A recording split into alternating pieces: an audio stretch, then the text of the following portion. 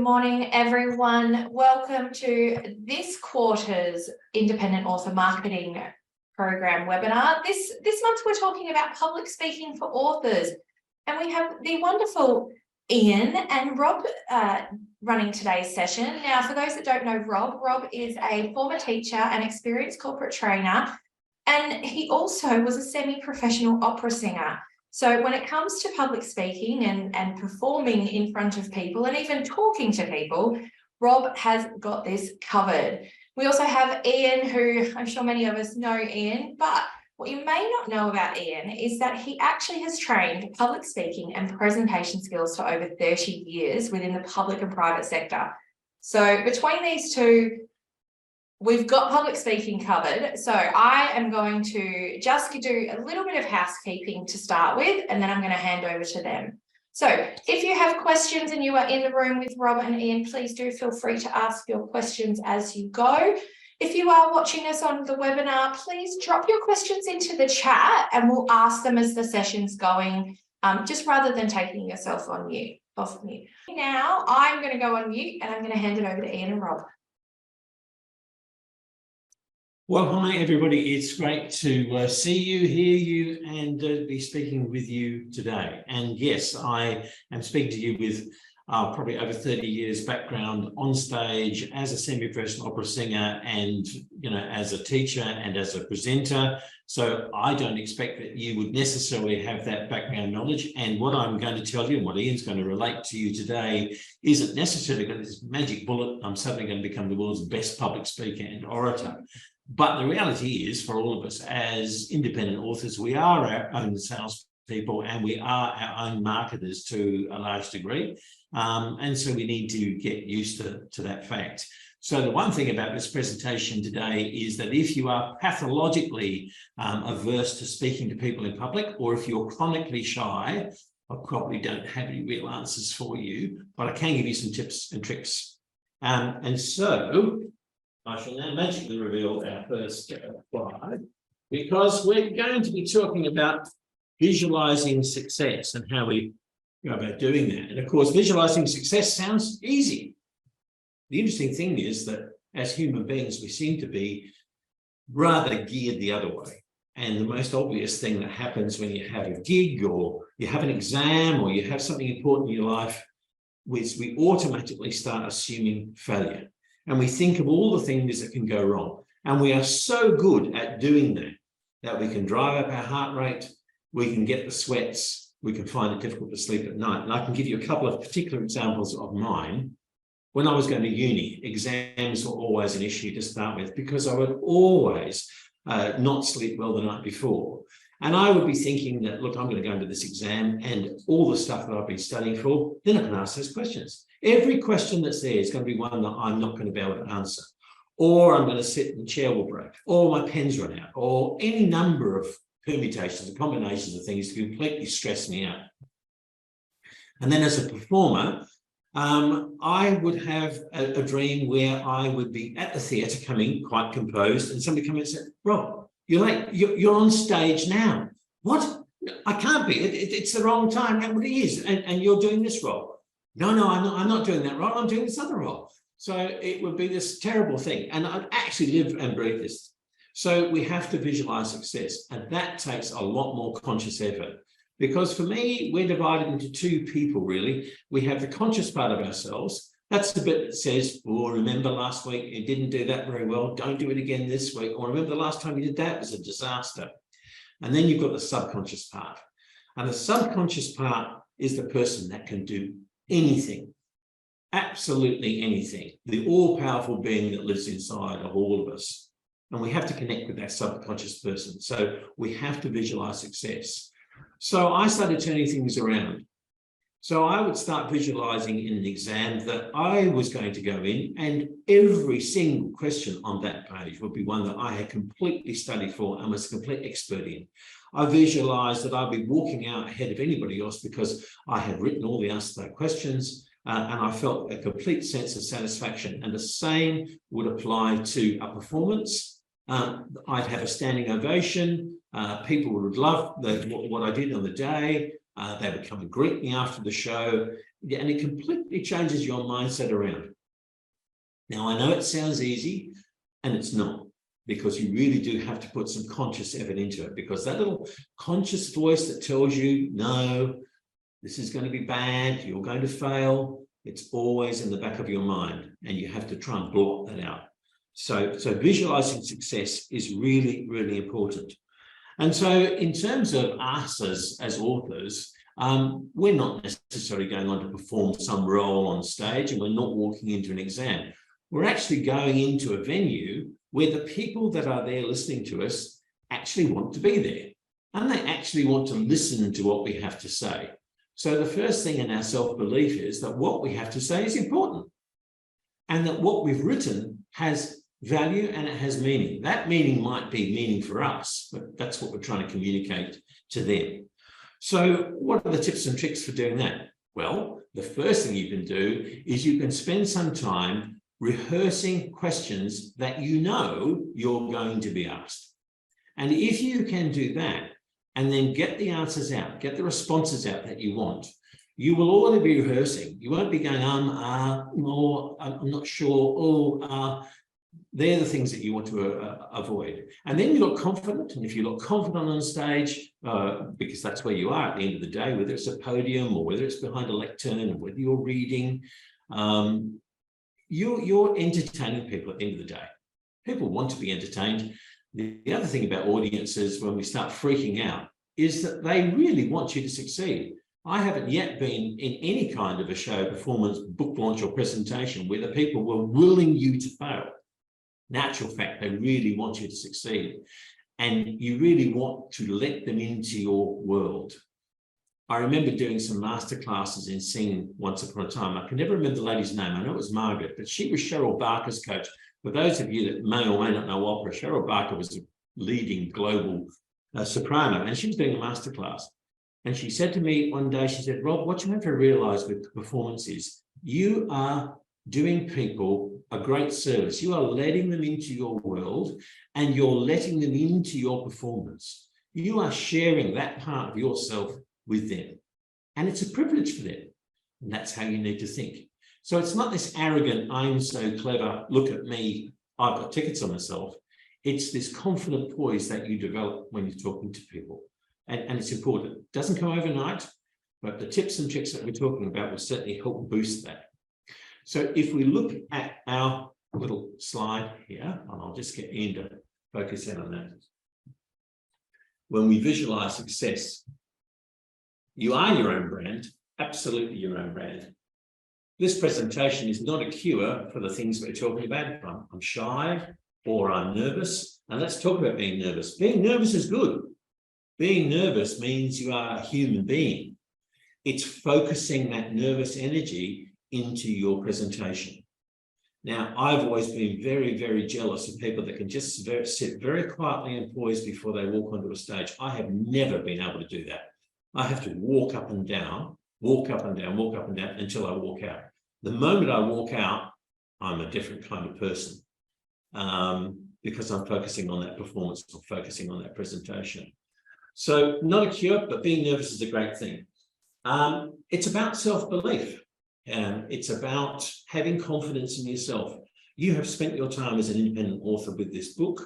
You value it, that your audience will value it when you communicate to them. And because you have something to say. So whether you're a science fantasy writer like I am, or whether you're into biographies or crime writing or whatever genre it is that you write, you have something to say and it's expressed. Part of you comes out in that story. So also it's about you and it's about your journey, and it's about you sharing yourself and to an extent your vulnerability when you're on stage, because it's just you at the end of the day. But those tips and tricks will help you to concentrate on visualizing success. Now, I spoke about some questions. So rather than tell you what the questions are, I'm going to be interviewed by Ian in a sort of scenario where he's going to ask me questions and I'm going to respond to them. And I can tell you right now that the very first question he's going to ask me, I really struggled with. I really struggle with, and you'll probably find out why when you hear the question. So Rob's going to take a seat like the author under the focus, and I'm going to show you that book launches are all about being prepared, all about being prepared. And the great news about book launches is that 99% of the questions you are going to be asked are ones that you already know. So I'll zoom in on this, but we've got, what is your book about? Where did the idea come from? How, when, why did you write it? Or how, when, why do you write it?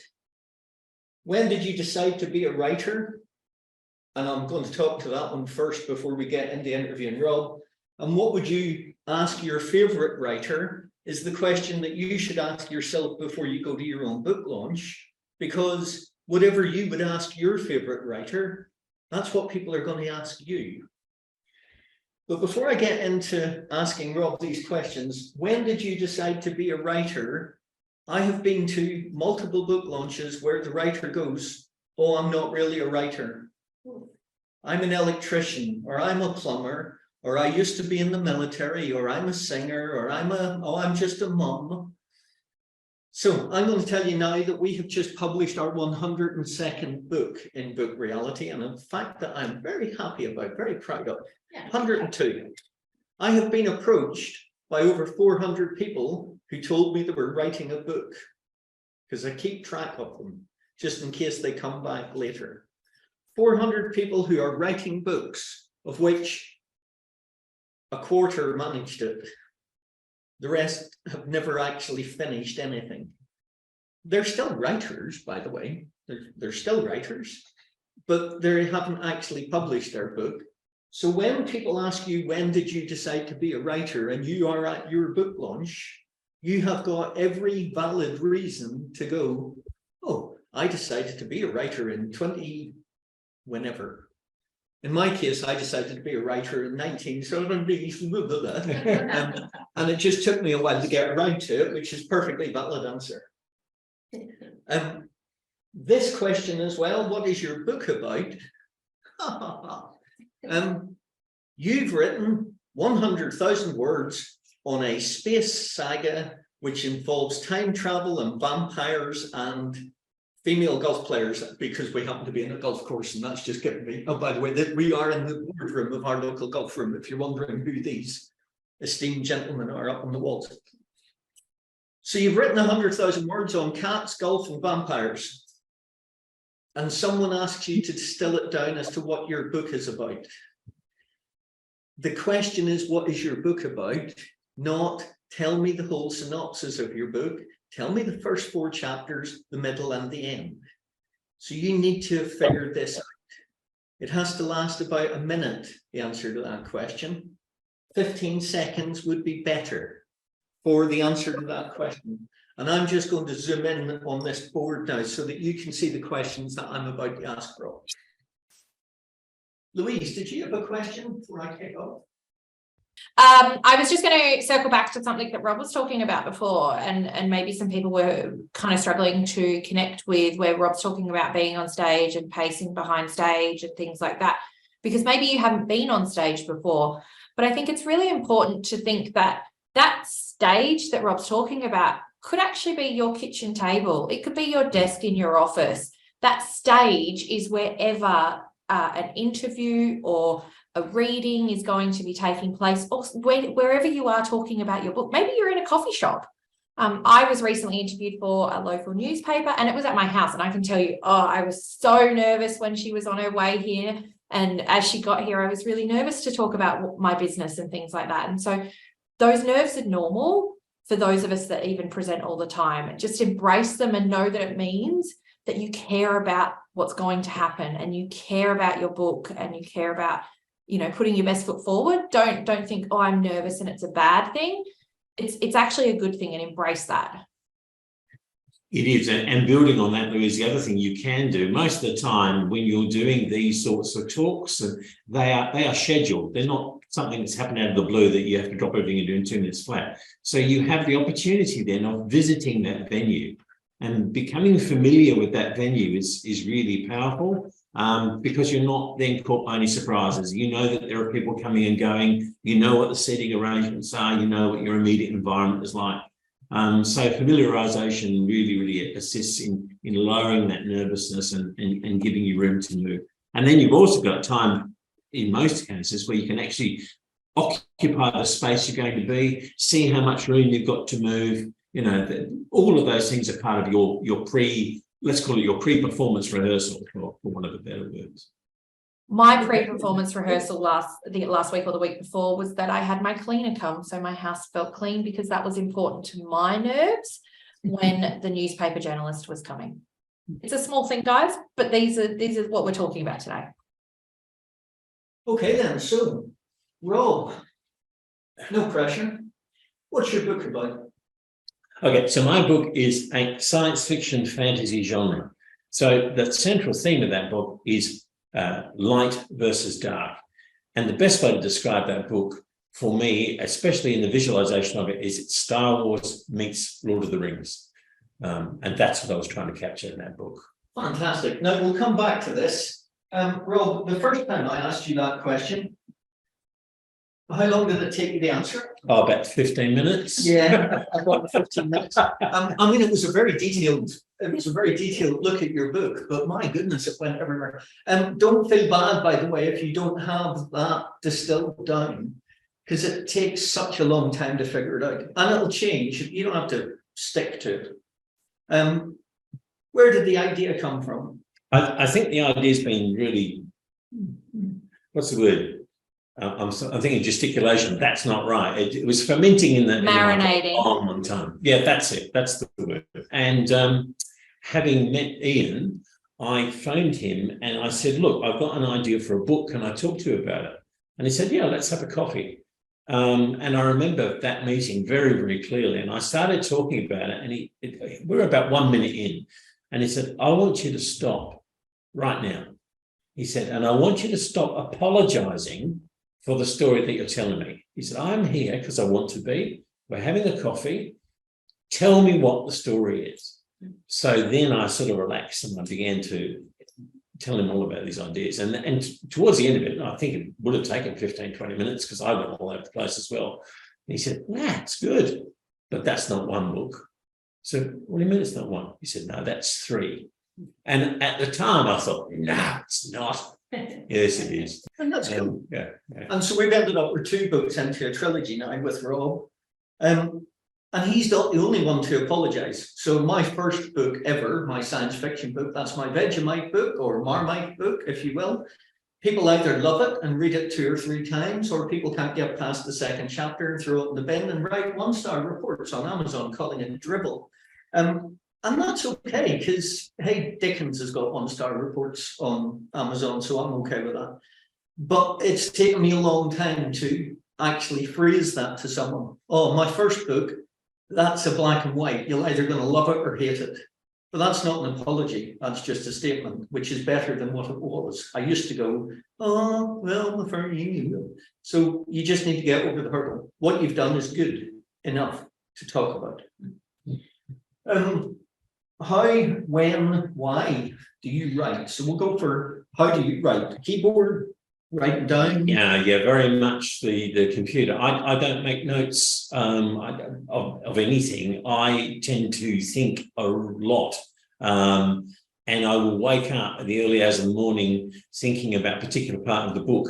And I have been asked before, "Oh, and do you write that down?" I said, "No, because I tune in the good old subconscious, and I can sit down and write a complete chapter and it just completely flows out. I don't worry about, "Oh, I'm going to forget that, I need to write it down." But that's just me and the way that I write. And I only ever write for 1.5 hours, 2-hour bursts, because at the end of that, my inspiration usually is run out, and I've got a business to run, so I do those things as well. So yeah. Why do you write? Why did you decide to write a book? Yeah, why do I write? It's a bit like, why do you breathe? I just have to. It's a compulsion. And I've got to admit, I've been so busy of late with so many other things happening. I haven't written very much. I'm 20,000 words into book 3. And I'm not stuck on 20,000 words, but I just seem to lack the motivation to get in there because some other things are happening. So, but I feel really guilty about it and I feel really bad about it. And in my head, my characters will say, come on, we're stuck here, let's move on. Right. When did you decide to be a writer? I think I've always been a writer, always. I've written song lyrics, poems, short stories, and because of my background as a sort of semi-professional singer, you tend to find that because you're spending so much time learning a part or learning a language that goes with that part, you don't really have time for anything else. So I sort of backed away as I've got older from singing, and so that's allowed me more time for writing. Yeah. Now, this last question, typical question at a book launch, because book launches will be made up of readers and writers. They'll ask you, how did you get published? Well, we all know how we got published because you all came through Book Reality, or the majority of you did, or some of you are thinking about it. So I'm not going to ask, how did you get published? Because you gave me a ring and we sat down and had a coffee. But why did you choose independent publishing over traditional? Well, I think that's a reflection of me as a person, because as Ian said to me at the time, well, you can go out to traditional publishers. And I said, look, I think people come into your life for a reason.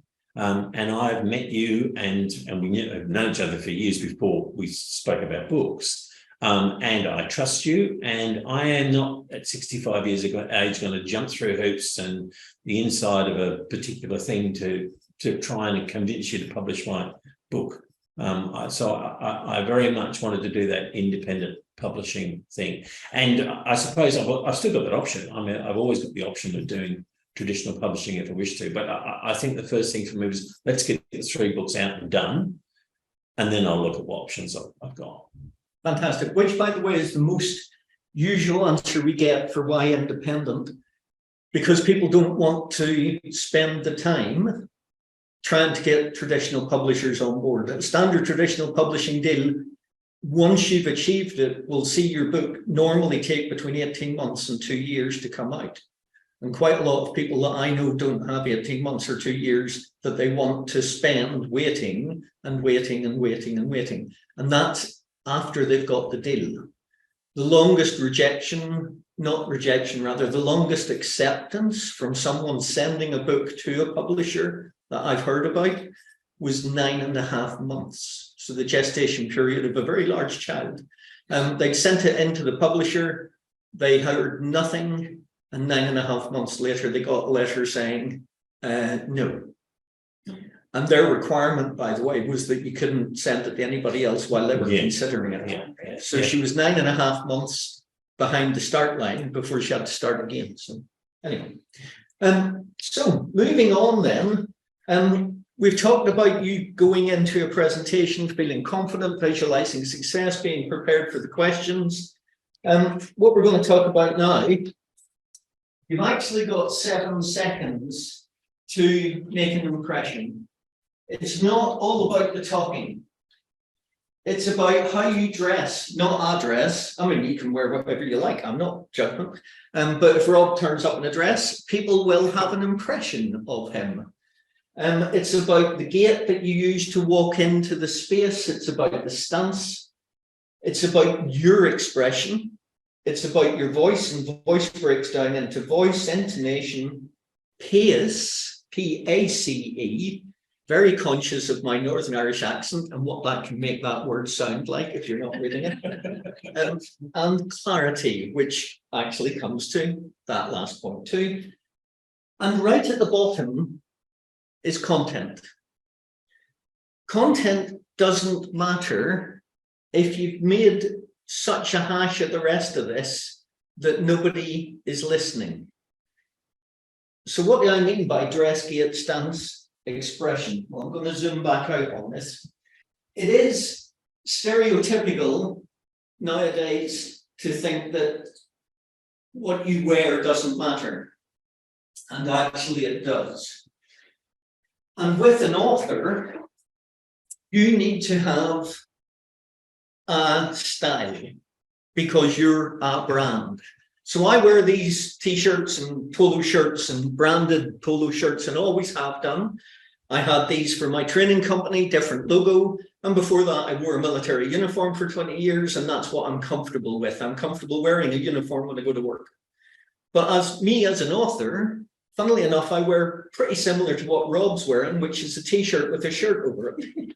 That's my author style. So if you see me dressed like that, it's Ian the author talking.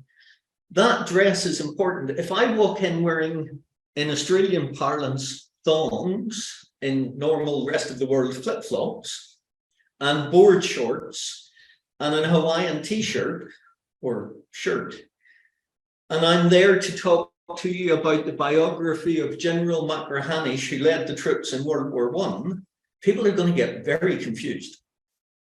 But if I walk in flip-flops and board shorts and a Hawaiian t-shirt to talk to you about Bondi Beach and what it does for Australian tourism, then that's fine too. So you have to match your dress to who you are, what your persona is, what your brand is, and what you're talking about. Doesn't mean you have to turn up in a polo shirt or a shirt and tie, or ladies have to wear dresses, or it doesn't, that's not what we're talking about. Anybody can wear anything as long as it's appropriate for the brand. I just want to add to that. We have done some sessions around branding, and we have focused in around colors and fonts and styles, and your dress comes into that, because if your book, for example, as you've just talked about, is all about beaches or traveling, and you show up in a really brightly colored Hawaiian shirt, people are going to get it. If Rob, whose book's sci-fi, if he rocked up in a suit and tie, people are going to be going, is that really what happens? Is that how it, you know what I mean? We just really want to make sure that that connection happens. It also really helps if you have your brand colors, because your branding colors, which are not necessarily your cover colors, if your branding colors are really strong, as Ian is wearing a black polo shirt with his red logo, which fits into both his Leisure Press and Book Reality logos, you will see there people instantly recognize you. So, you know, just think about those things and work on your brand colors, because it then helps you work out your wardrobe very easily as well. Men a lot harder, because you don't have as many options as women as to what we can wear. Well, nowadays I feel free. I could actually wear a dress as long as it's black and red, it'll be fine. Now, gait. I'm going to explain to you what happened to me once in an audience, in a forum, where it wasn't a book launch. We were invited, myself and 15 colleagues, to be briefed on a missile system. This was obviously back when I was in the military. It was great fun. We arrived in, we were really keyed up for it. We were absolutely looking forward to it. There was a missile at the front of the room, and the guy that walked in was wearing those slip-on types of sneakery shoe, you know, the little leather with the little leathery thingies at the front, you know. Corduroy trousers, brown corduroy trousers, a white button-up shirt which was buttoned to the neck but with no tie, and a cream cardigan with leather patches. And he walked in like this.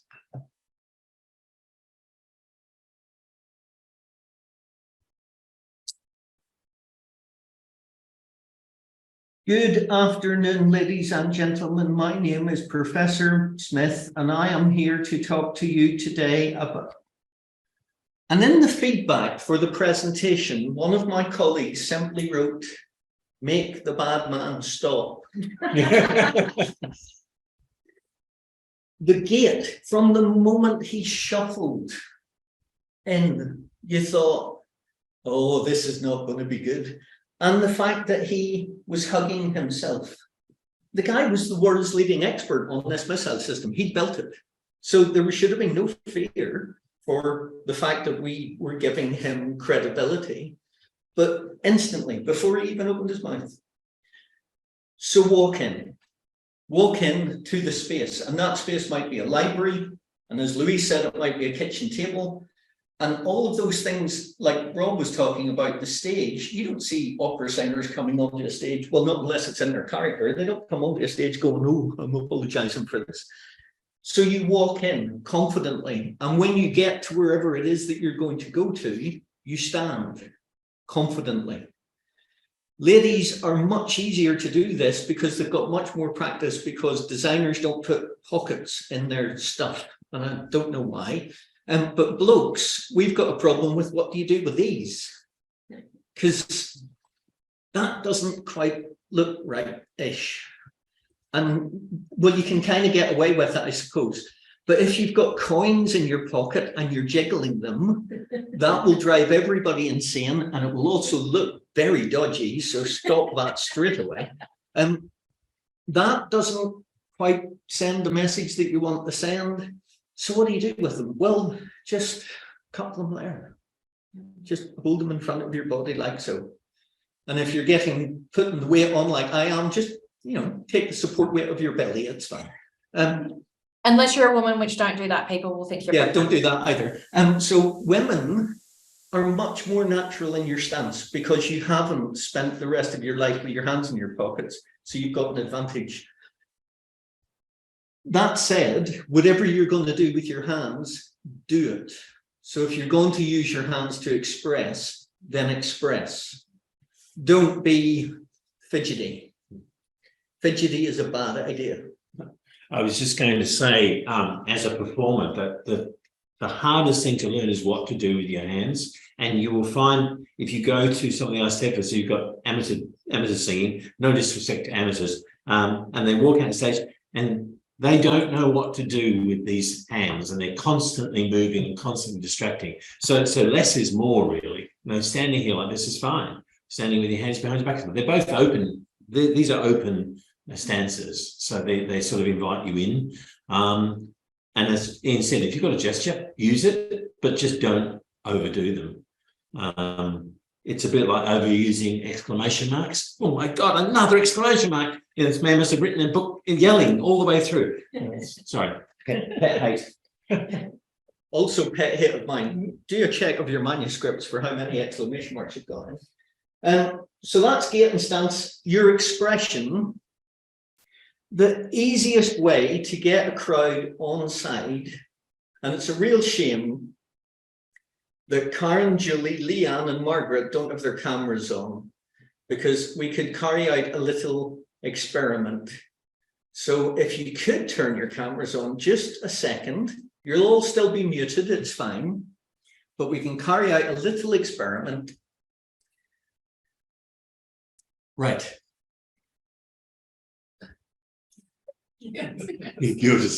So all I've done is smiled, and all of you smiled back.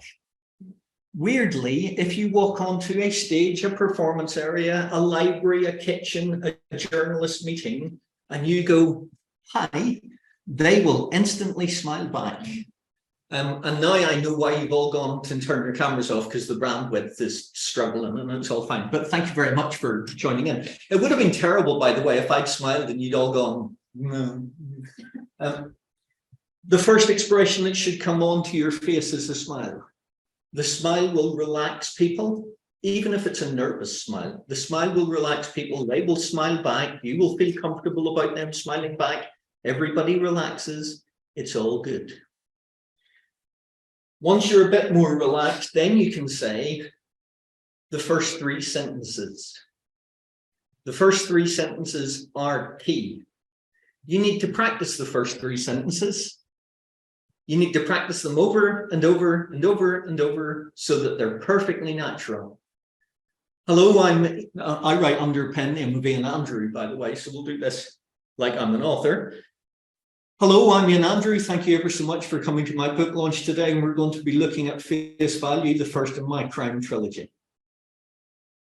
Hello, my name's Leanne Coe. Thanks very much for coming along to my book launch today. We're going to be looking at Black and Blue, a contemporary coming of age story. That's it. Who you are, thank them for coming, what we're talking about.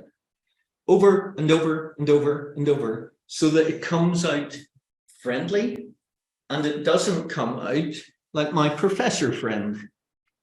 Hello and welcome to this briefing on missiles, what I built. Hello, my name's Ian Andrew. Thanks ever so much for coming along. We're going to be looking at my second crime novel. I wish I'd written it already. Wherever it's going to be. Yes, you can introduce jokes, of course you can, but you're not there as a song and dance person. You're not there as a comedian. You're not there to tell jokes. You're there to talk about your book. If it happens to be funny, that's great. But this is not the time for you to go, have you heard the one about the South African lady, the Irish guy, and the English opera singer?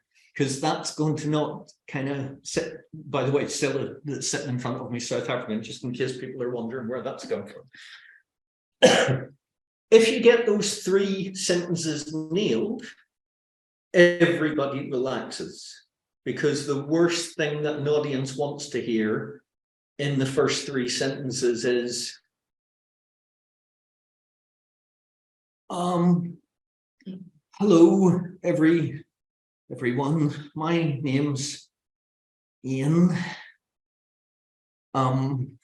Because everybody's going to go, oh God, that poor person. And by the way, they're feeling sympathy for you. They're not hating you. They're just, the inside of them's going, oh, that poor mite up there, just bless them.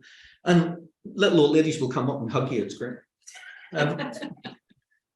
But get those 3 sentences nailed, they relax, you relax, and everything goes right. The other thing is, because you've practiced them, you won't do that very strange thing that nerves do to the voice, which makes you go. And I know that happens because my first radio interview, when the young lady sitting on the other side of the microphone said, so Ian, you've written a book, what's it called? And I said, Ian, do we have a copy of that radio interview? No. I would love to share No. that so people know that this is real and you're not just making it up. My first radio interview was the ultimate of a train crash wreck. It was atrocious. ABC Radio Southwest in Bunbury. I've briefed to people, 3,000 full auditoriums at the drop of a hat. Young lady, microphone, me, and it was a disaster. The only thing that saved me was I was able to mute the microphone and cough, which has the effect of relaxing. Rob would know much better than I on this. Has the effect of relaxing the larynx, and your voice drops about an octave, and in my case, about 5. So I was actually able to go, yes, I've written, yes, that is correct. I've written a book. The interview didn't get much better after that, to be fair. Intonation. Back to my professor. Hello and welcome. This is the thing. Thankfully, looking at the people that we've got here today, most of us are blessed with distinct accents, and those distinct accents imply intonation. So the Australian going up at the end of where everybody thinks you're asking a question is fine. Irish accents go up and down melodically, South African accents, etc.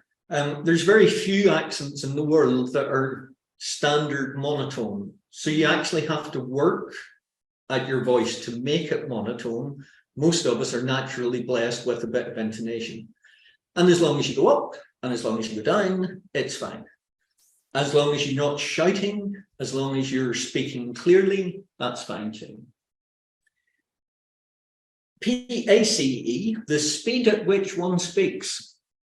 When I first moved to England from Northern Ireland to join the military, the most often heard word I ever had said back to me was, pardon? And it wasn't because the English people I was talking to didn't actually know how to speak their own language, although I know that. It was more to do with the fact that when I moved over from Northern Ireland, this was about the pace that I used to talk at. Because everybody back in Northern Ireland talks like that because, it's cold outside and we want to get the conversations over with and get back inside. And most people went, what? And so one determined that one actually had to slow down. And when conversations were happening, you delivered them in a normal rhythmic pace, not like a machine gun on speed, which is what happens if you're nervous. So one of the things with these 3 sentences at the start is it will allow you over and over and over and over again to be practiced in what your normal delivery pace should be. That's why we want to practice it. And finally, clarity. Well, I say finally, there's heaps more to be talked about voice and projection, etc. But for the principles, this is very important. See, VIP, see, never mind. Very important, clarity. Be clear about what you want to say, be clear in your answers, and we'll come on to what not to do and what to do with questions and answers just to tidy things up. But the clarity is very important, and the clarity, especially in what you're saying or in questions, comes from being clear in your own head. So what we've spoken about with Rob is, what's your book about?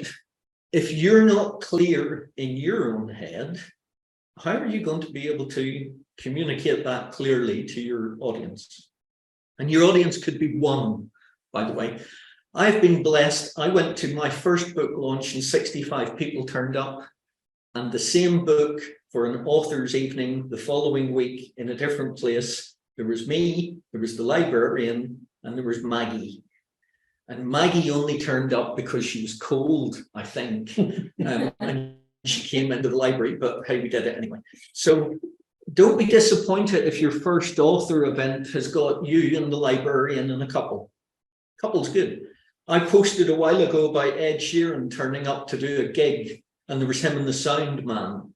But he just kept plugging away. It'll happen. It will happen. And that leads us on finally to... Can I add something? Oh, yes, please. There's a couple of things that I do want to talk about that tie in with what Ian's just spoken about. And one is eye contact. And all of those things that we've just spoken about just fade away to nothing if your vision is just up there and you never actually look at anybody. And looking at people is quite confronting. But geez, it's so effective, so powerful when you look at somebody and you bring them in and you smile at them. So that's working your craft too. And most of the time, if you're a performer on stage, it's so much easier because usually there's a great glare of spotlights and you can hardly see anybody at all. And the one thing about an opera singer you get told repeatedly is, listen, when you are singing, your voice has to go up there because who's up there? That's Jerry. And he can't afford an expensive seat, but he's come to listen to you or he's come to listen to the show. So that's you're projecting your voice up there, but your focus is here. So eye contact is incredibly important. And the second thing is, and this is the audience, oh, I'm not sitting up the front. No way. I mean, I'm right there. I can touch this person. But the interesting thing about speaking to people is, where's your focus? Most of your focus is middle and back row. We tend to ignore people sitting in the front, unless you're a comedian, you want to embarrass somebody, which is a great trick anyway. So yeah, remember those two things. Eye contact is really important, and don't be afraid to do it because the audience is there. They want to be there. They want to listen to you, and they want to come into your world. So it's a very good point.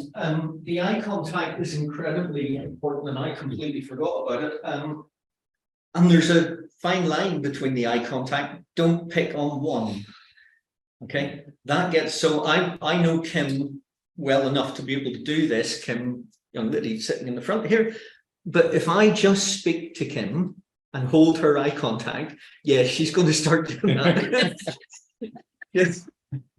And everybody else will go, why she only look at it? Even, you know, it's not good. I'm just going to zoom in on this final slide. Now, this is Cain and Abel. For anyone who is into their Bible references, Cain killed Abel. So you might wonder why we're doing this. Don't be Abel, okay? So don't be Abel because he died, okay? Be Cain, even though he was a murderer. Let's not go there. Right, so when you get asked a question, be concise in your answer. This is also the point where Ian says, do what Ian is telling you, don't do what Ian does.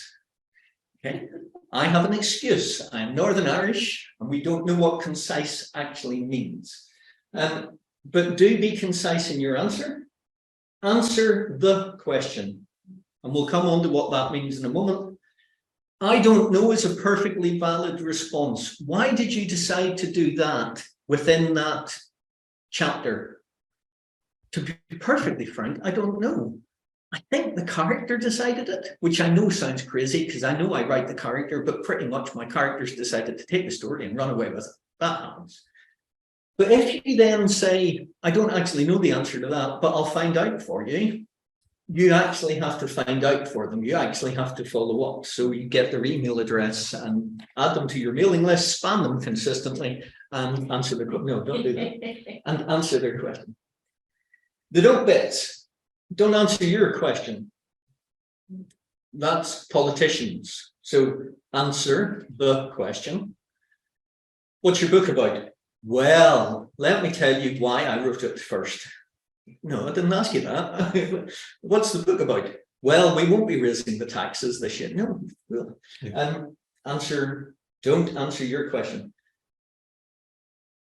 Why do you write? Well, doesn't everybody write? Don't you write? Which is the quickest way to lose an audience, belittle them. Or in some pubs in Australia, the quickest way to be punched by your audience, depending on who they are. But again, the belittling, you see it every day in the news when people get asked a question and the person turns it on the questioner and makes them feel tiny. That's not a good thing. Don't evade. I don't know is fine. Don't evade. So all those things that annoy you when politicians are getting interviewed, that's what you want to avoid. And finally, the worst thing ever, don't lie. Why did you come up with this idea? Tell the truth. To be perfectly frank, I don't know. I had a dream and it just happened. If that's the truth, that's great. But if you make up a lie, you'll forget it. And the next time you go to tell someone, you'll tell something different. And they'll go, that's not what he said the last time. I thought he said he dreamt it. Yeah, no, he's saying that he drank too much and he had whatever. If you don't know, don't lie. That's easy. So, Cian, be concise, answer the question. I don't know is fine. Need to follow up if you told them. Don't answer your own question. Don't belittle, don't evade, and don't lie. And at which point, I'm going to go and zoom back out. And we're going to take questions and do all of this, none of that. Please. Well, Yes. while Ian is zooming out, can I also say, don't be afraid of silence. Silence is a powerful thing. And, sometimes when you're talking, often if you're new to speaking, you just feel you have to fill this silence. And quite often it's, because you have to make this sound. And the greatest orator, in my view, one of the greatest orators and the most evil man of the 20th century, Adolf Hitler. Watch an oratorical display by Adolf Hitler, who uses silence as a weapon. And he comes out and he just stares.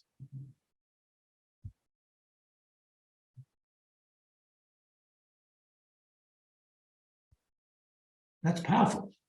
That is a powerful, powerful tool. Now, you don't want to do that to your audience. People will be sitting there going, oh my God, I thought this was a book launch. But don't be afraid of silence, is all I'm trying to say. You don't have to fill silence. So I want to add a couple of things to those do's and don'ts. I'm not an author. I'll put my hands up and say I'm not an author. I'm not a writer. I write content and different things, but you will never find me writing a book, guys. That's not who I am. I could talk though. I could talk underwater. Anyway, I want to add into the do's and don'ts. In your don'ts, do not give one-word answers. There is nothing worse than interviewing people, and I've done this. I've interviewed people, and you say, how did you write your book? On a computer. Okay, why did you write your book? I just did. And it's kind of like that silence is powerful, but it's kind of not in that situation, because all you're left there going is, okay, why are we doing this? Why are we even bothering to have a conversation? So you want to make it conversational, but don't just give one-word answers or one sentence. So, Ian's talking about nail those 3 sentences. 3 sentences is a good answer for things. 1 sentence is sometimes too short. So being concise and being too short, you need to work on those. The other thing is, do keep it relevant to your book and your author journey.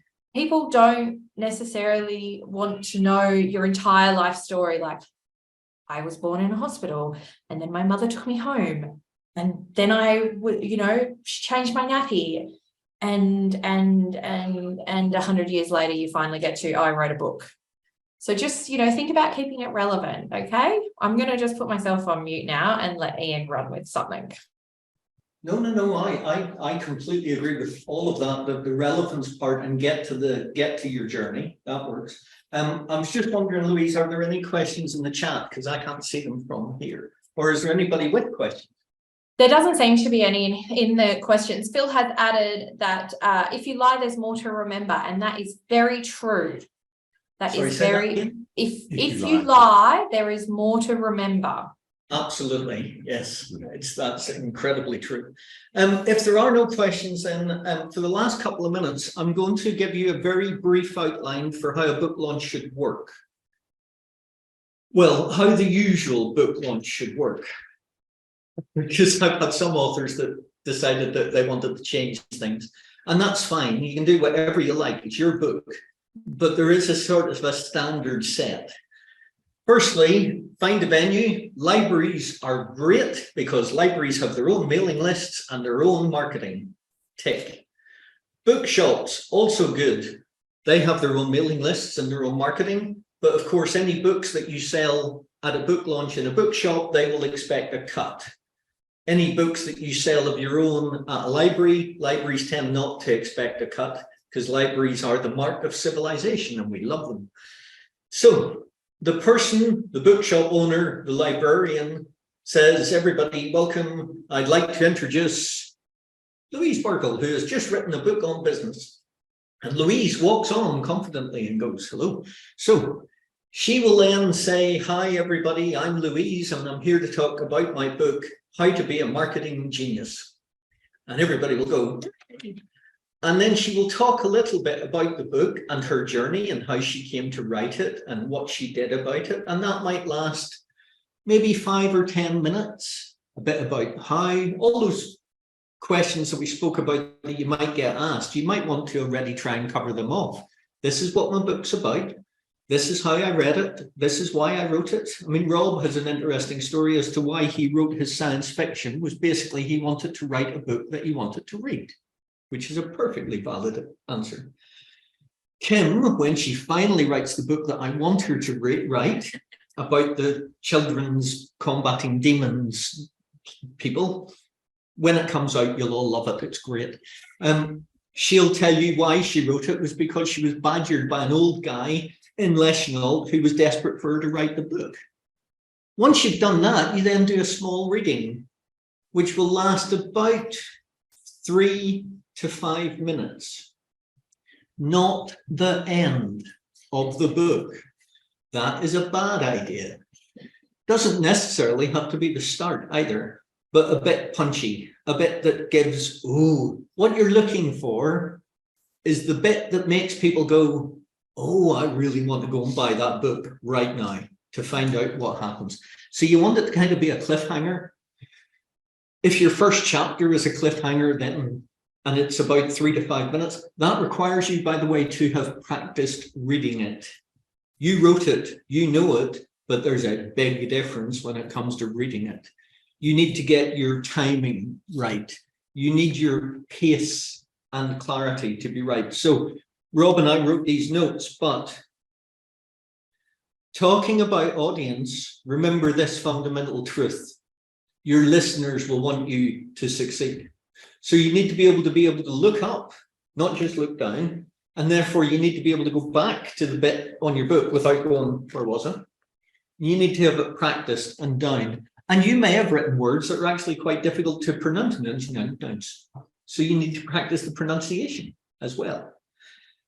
3 to 5 minutes, at which point you end, they applaud, because they always will, because they're all polite.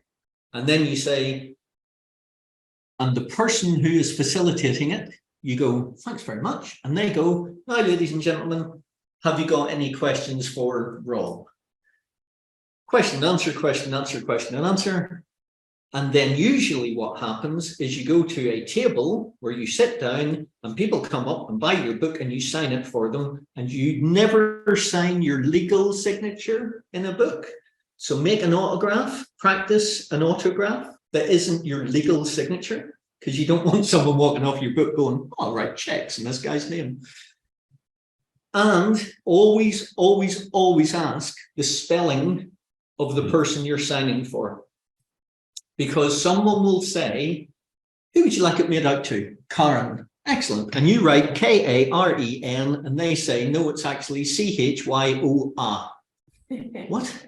Oh, my mum had a strange sense of humor when it came to, or And look, and I've got a tip on that one about signing, because I have worked with an author who's done a lot of book signing. And the tip I have on this one is Post-it notes and Sharpies. So take a little pack of Post-it notes, or a big pack, depends if how many you're expecting, and use a Sharpie marker. A pen, a normal pen, is no good for signing because the amount of weight that you need to press when you are signing it to get a consistent mark. Whereas if you use a Sharpie, it can be one of those, fine print ones, a Sharpie, it comes out a lot neater. It's easier to write. It's easier on your hand and your wrist and your pressure to get a consistent mark. But names go on the Post-it note before you write them in the book, guys. That's my tip. For me, it was an Irish lady who had spelt her name slightly. Well, it wasn't. It was an Australian lady, but with an Irish name, and she said Niamh. So I spelt it the way the Irish do, Naimh. And she went, no, it's Neve. It's like, no, it's really not. It's really not. Well, it is. So that's a book. Poof, gone. Right, well, let's do it again. Because you can't just give, you can't cross it out. You have to kind of go, oh, yeah, right, whatever. So always check. At which point, I think that kind of brings us to the end of this little webinar. Yeah, I just want to do a couple of key takeaways, just a refresh on our key takeaways of today's session, because obviously in the last hour we've covered quite a bit of stuff and some people might be going, whoa, my brain is spinning. Firstly, you will get a copy of this recording and a copy of the slides, so you can refer to them at any time and watch any of us talking about public speaking at any point. But the key takeaways are: be confident. People want to know what you have to say. They're coming to see you. They're not coming because, someone guilt tripped them into going, okay, someone might have done that, but they've come to see you, so they want to know what you've got to say. So be confident. Second thing, practice, especially those first 3 sentences. You can sometimes be in control of the questions or get your questions ahead of time. If you are doing interviews, I highly recommend you asking for the questions in advance, so then you can prepare. You can prepare, practice in a mirror. I personally don't like practicing in a mirror. I don't even like looking at myself when I'm talking. Some people, I do a lot of online stuff, so I can always see myself. I actually make myself the smallest picture possible because I hate looking at myself when talking. But do practice and have a look at what you look like, especially if you haven't done it before. Think about shoulders back, chest open. That sounds really weird, but, stance, gait, all of that sort of stuff. Think about it. Ums and ahs happen. They do happen. You may have noticed today, Ian said a few, as did Rob. Ums and ahs happen. It is a natural part of our conversation, and that is okay.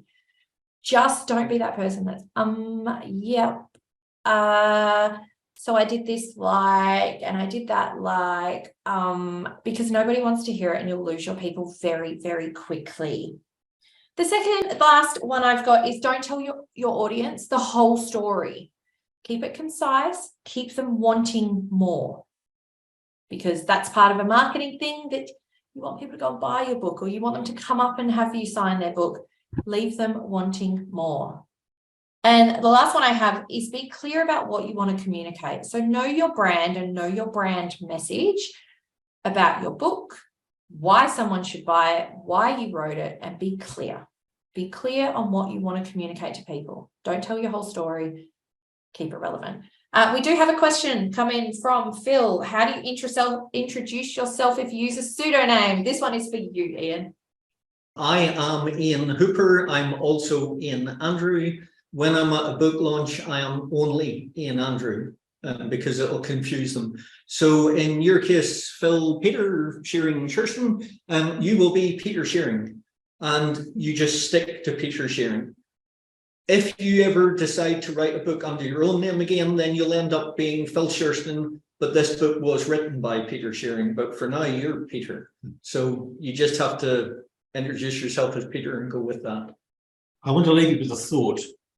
And it was said to me a long time ago by another singer, a professional singer. And he said, Rob, he said, remember this, the difference between an amateur and a professional. So an amateur will rehearse until they get it right. And a professional rehearses until they can't get it wrong. Mm-hmm. So I want you to think like a professional and do that. Happy days. Happy days. I shall allow Louise to shut down all the electronic technical wizardry while I go off and have a coffee. Listen, thanks ever so much for everybody taking time out, and we'll be in touch. Thank you, everyone, and we will send out the recording probably tomorrow morning. It just takes a little bit to download after such a long session, but we'll send it out to you all tomorrow with the slides. And if you have any questions, please just email us. We're always available to help.